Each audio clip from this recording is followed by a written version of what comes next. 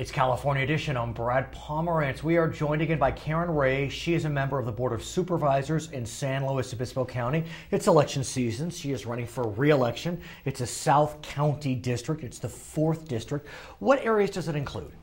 4th district has about, each district has about 52,000 people-ish, and they're all equally distributed.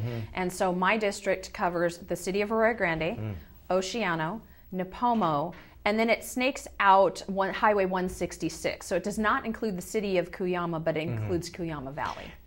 You had been a member of the city council in Arroyo Grande, and now you're on the Board of Supervisors. Talk to us about that shift, because I'm sure it was one. It was and it wasn't. You know, I've been in city politics for almost 10 years now, so I've got a total of almost a decade under my belt at this point.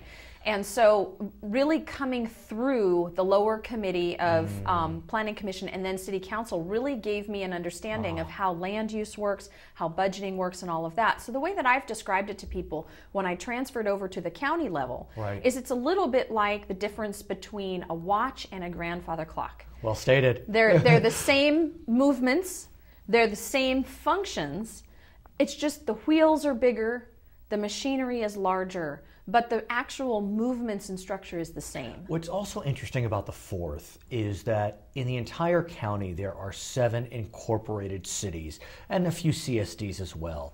For whatever reason, your district only has 1 incorporated city in it. So in effect, you're kind of the de facto mayor for these unincorporated communities. I mean, where else do they go? Well, you know, that may or may not be true. I think of it more as like a mom or a grandmother. Well stated. That rather than a mayor, because in Oceano they have elected representation with the CSD, and so Matt Guerrero is their president, and I would think of him as more of a de facto mayor than me. Fair enough. And in Nipomo we have an elected CSD, which is one of 4 of our water purveyors. Got it. And so the president right now is Craig Armstrong. So in theory, that could be the mayor, or your Chamber of Commerce head could be mayor. So there's lots of different ways to look at it. I look at it as though I'm like the head of the whole family. And my job is to get the whole family working together for the betterment of everybody. Mamacita. So it's interesting you mentioned the president of the CSD in Nipomo, president of CSD in Oceano, Mayor of Arroyo Grande, all supporting your candidacy. Why is it that you see the leaders in this region standing behind Caren Ray? I appreciate you highlighting that. I think it's because I have worked with all of these people for a very long time, and a lot of times when voters are trying to make a decision of who they're going to support, there's not a lot of record or information, especially when somebody's new. Well, I'm not new. I have, again, almost 10 years behind me, good decision-making experience, fair and balanced leadership. This is not a promise.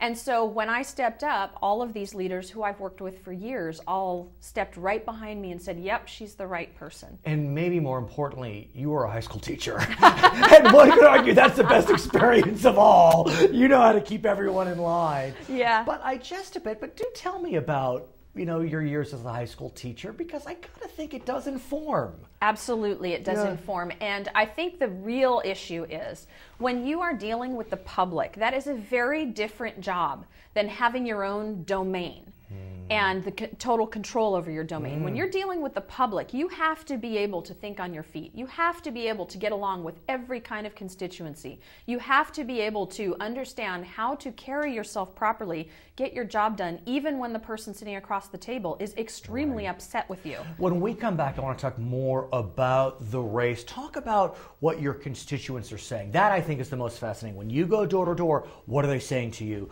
For our viewers on HLN, thanks for joining us. For our other viewers, we'll be right back. So I know you are going door to door, and you are talking to constituents. Some of them probably with a smile on their face, some with that anger that you described. Not maybe so much at you, but just, it is government. So what are they saying to you? Well, what are the themes? First of all, we haven't run into any anger, and I don't know if it's just the 4th district is just a great place. Well, good to hear. We run into people. It is kind of a great place. It is. It kind of is, yeah.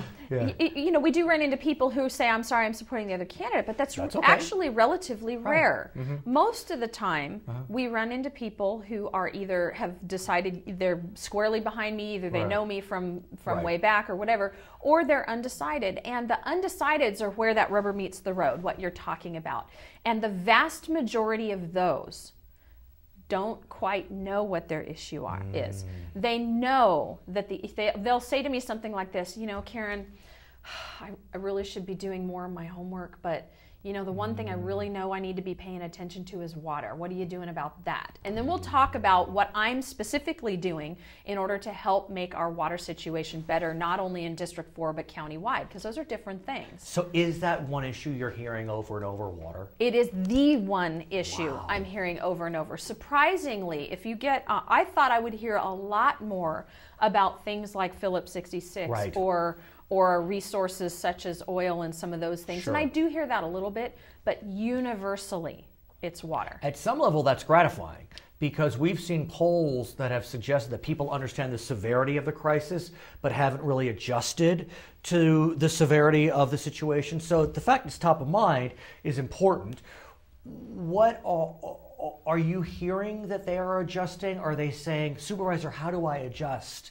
I should do more homework, like you say, but what do I do? I think that what I hear people say is that the issue of fairness is what they're really concerned about right now. So, for example, I would hear somebody say, you know, Caren, last year I cut my usage back, or last year I took advantage of Arroyo Grande's cash out for the lawn thing. I've already reduced. What about that guy over there? How are we going to make everybody do this? How do we bring agriculture into the fold fairly? It's interesting you mentioned that, because as you know, the state passed legislation which allows municipalities to provide and really met out fines for scofflaws.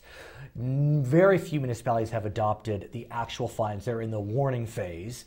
I mean, is it time for the county, cities, CSDs to start meting out fines? Well, I think right now it's that adjustment period that you're talking about. And one of the things that we're doing at the county level that I think is really worth mentioning to your listeners is, or your watchers, is is that we are actively asking for engagement from the agricultural community to tell us what their best practices are, so that we can begin to bring that conversation forward. So it's not about the county government coming down with regulations on a previously unregulated group.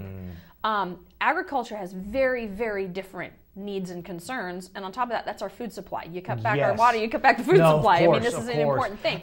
But there are best practices, and there are things that can be done through education, through our RCDs, through our cooperative extensions and all of that. We have those things in place. So we're working with our A-Lab, our farm bureaus, in order to get that conversation started.